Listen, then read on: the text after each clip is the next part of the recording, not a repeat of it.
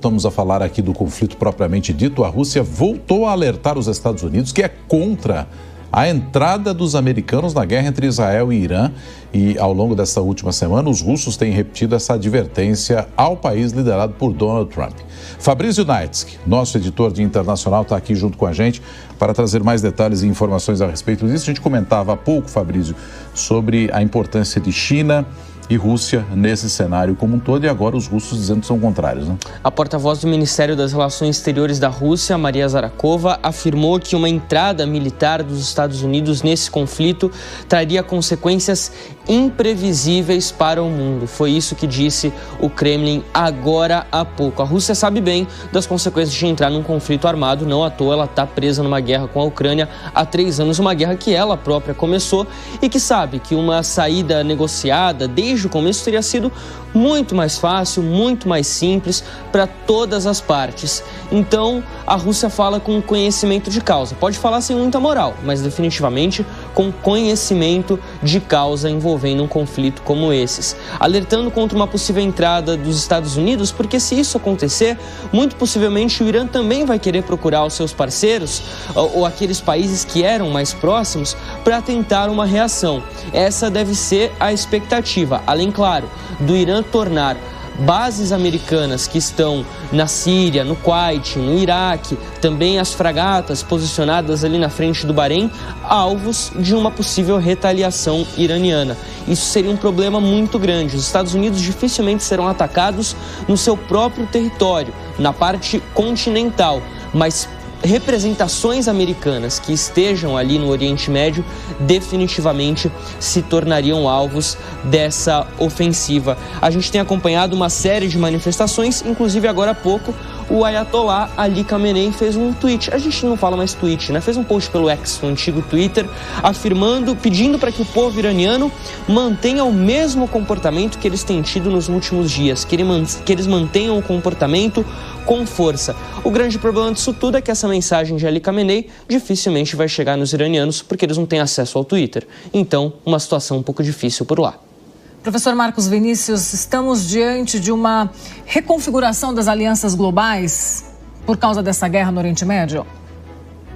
Sim, é um fator muito importante, viu, Paula, que o Irã, na região, não tem bases norte-americanas. Então, basicamente, o que você observaria é se os Estados Unidos entram no Irã, junto com Israel, haverá necessariamente a permanência dos Estados Unidos na região. E isso não interessa nem a Rússia, nem a China, porque você vai alterando o balanço de poder naquela parte do mundo e você precisa, assim como Israel desempenha um papel muito importante, já previsto pelos ingleses, de criar algum tipo de controle sobre a região e depois mantido pelos norte-americanos, a mesma coisa é o Irã hoje em dia nesse sentido. Então, é por essa razão que Vladimir Putin alega justamente este fator. Qualquer alteração no balanço regional de poder é um balanço a favor dos Estados Unidos e isto não é interessante, particularmente numa região que congrega 50% das reservas mundiais de petróleo e que ainda tem um papel muito importante. Claro que novas tecnologias vão reduzindo a relevância do petróleo na questão de combustíveis, mas, por outro lado, ainda é essencial e é por essa razão que me interessaria que esta região permanecesse também sob o controle total dos norte-americanos.